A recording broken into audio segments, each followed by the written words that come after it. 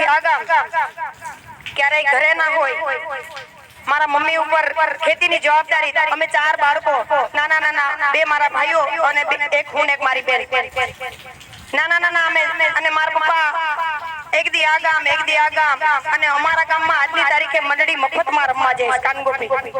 આજની તારીખે મારું ગામ છે જુનાગઢ જિલ્લાનું દાત્રાણા, આજની તારીખે મંડળી મફતમાં રમવા જાય છે. ને હવે તો મંડળી ધંધો થઈ ગયો છે.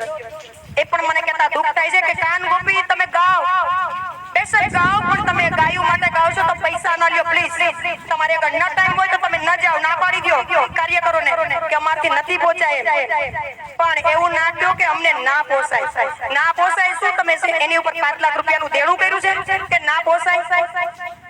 તમે જે ગાવ છો એની ઉપર તમે 5% વ્યાજ લીધું છે. તમારી સરસ્વતી તમને માતાજીએ દીધી છે તો એને સારા કાર્ય હોય ત્યાં વાપરો.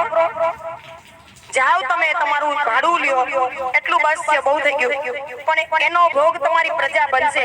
આ લાઈવ છે, સાંભળતા હોય કલાકારો જે કાનગોપી રમતા હોય એ સાંભળે, પણ જે ગાયું માટે થાય છે, જે ગાવા જાવ છો ત્યાં તમે આટલો ભાવ ના લ્યો પ્લીઝ. મને દુઃખ થાય છે, હું કાનગોપી જાઉં છું ગાવા, એટલે હું મફતમાં જાઉં છું. 2500 રૂપિયા મારા મેક્સિમમ હોય છે આપવાના સામે. જ્યાં કાનગોપી જે રમાડે એને હું આપું છું. શું કામ? એ ગાયું છે અને એનું આપણે વારી લીધું છે, એટલે એના ભાગરૂપે આપણે પગ તોડવા જઈએ છીએ.